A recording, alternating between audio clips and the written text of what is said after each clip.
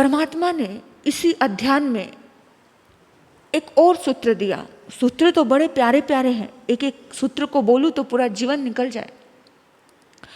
अयाणं नयरे दिशं, छठे अध्ययन में एक सूत्र दिया कि बिना दिए जब भी लिया जाता है, बिना दिए जब भी लिया जाता है, वहां से नरक की शुरुआत होती है।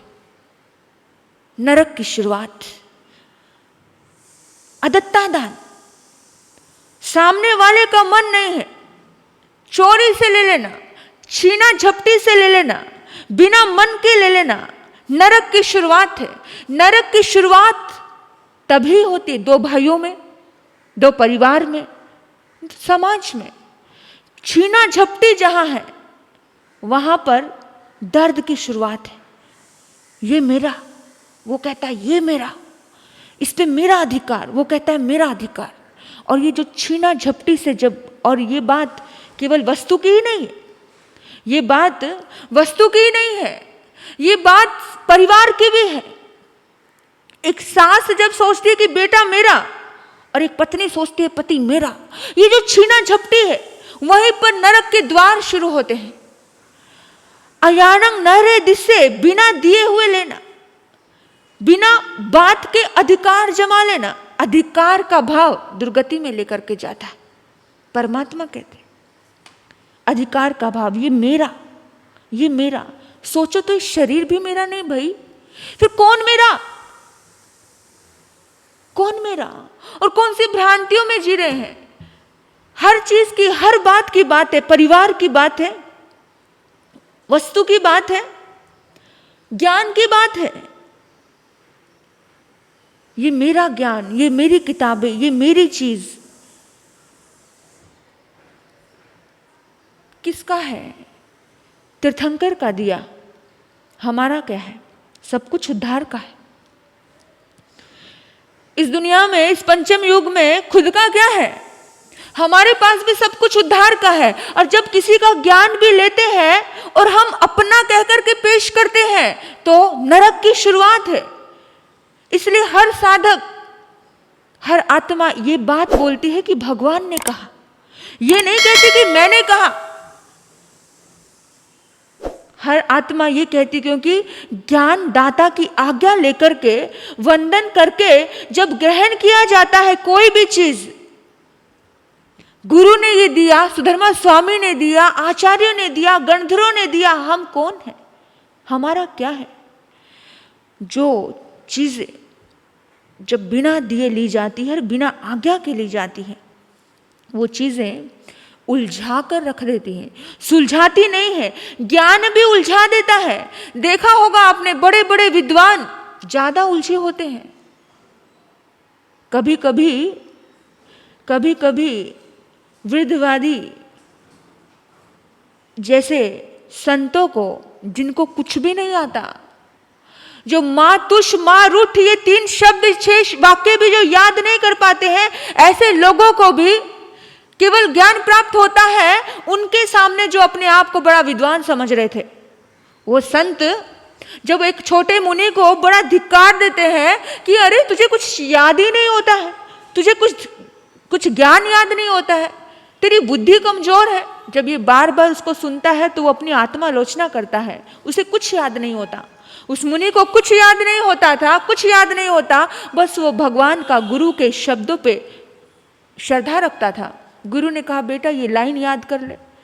उस लाइन को भी इतने महीने लगा दिए, याद ही नहीं हो रहा। बस भेद विज्ञान की साधना शुरू हो गई। माँ रुष, माँ तुष, ना रुष्ट हो ना तुष्ट हो, भेद विज्ञान की साधना।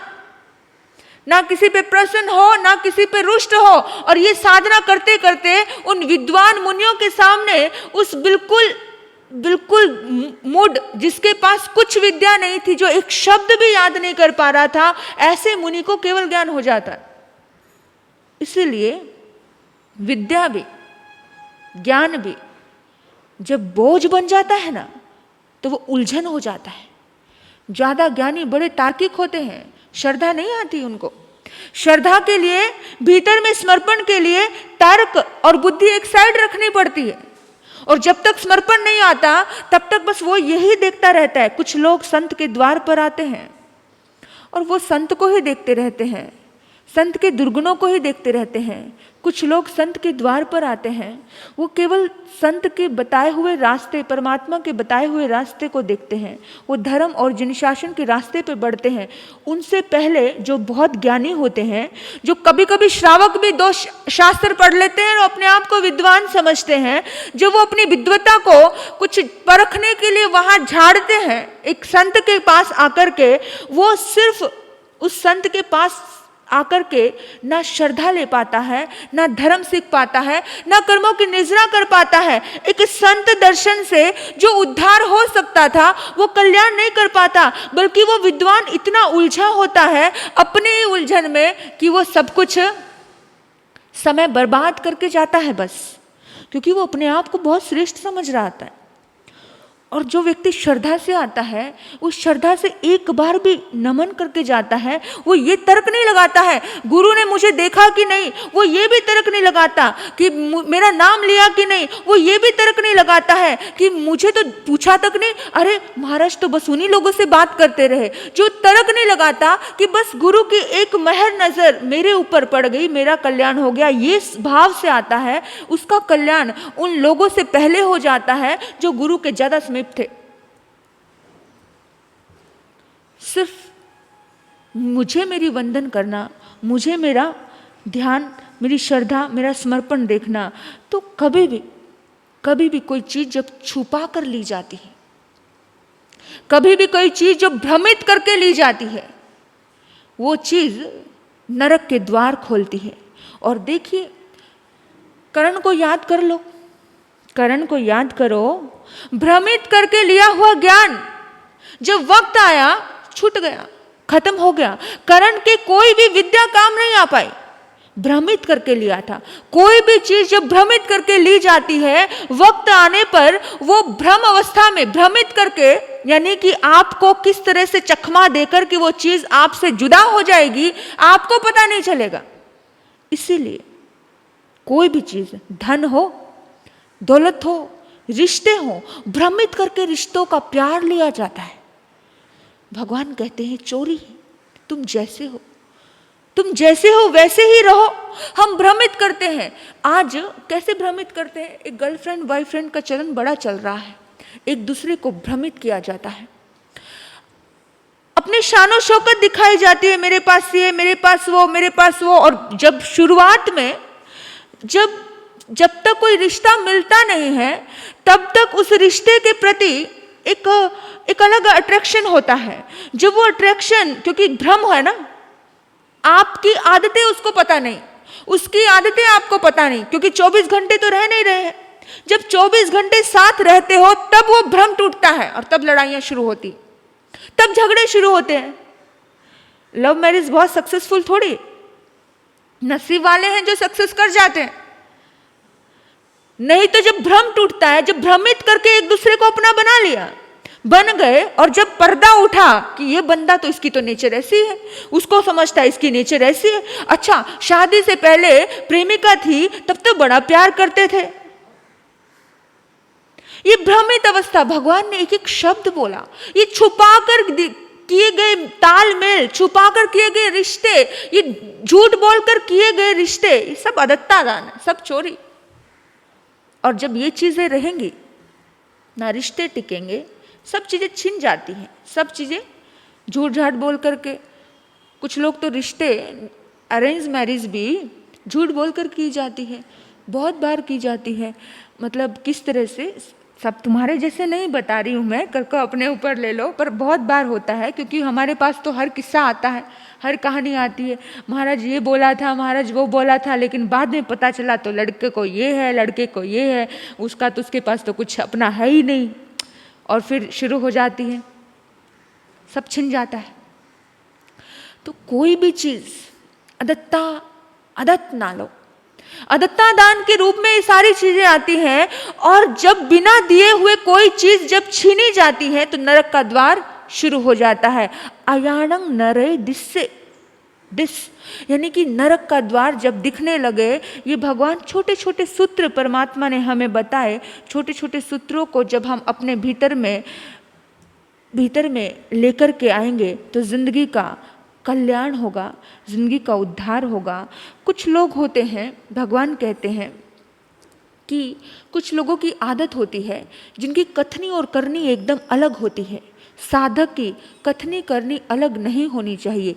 साधक जैसा है वैसा दिखना चाहिए। ऐसा नहीं बाहर में बड़ा आतापना ले रहे हैं, बाहर में बड़ा त्याग तप बहुत कुछ अलग अलग दिखा रहे हैं, कुछ अलग ही दिखाया जाता है और अंदर छुप करके सब किया जाता है। परमात्मा कहते हैं कि उनका उद्धार नहीं होता। तुम जैसे हो वैसे सामने दिखाओ। तुम जो चीजें यूज कर रहे हो तो हाँ भाई यूज कर रहे हैं, जरूरत है समय की, चल रही है। जो भी चीजें चल रही हैं वो दिख रही है तो कर्मों का बोझ नहीं आता है।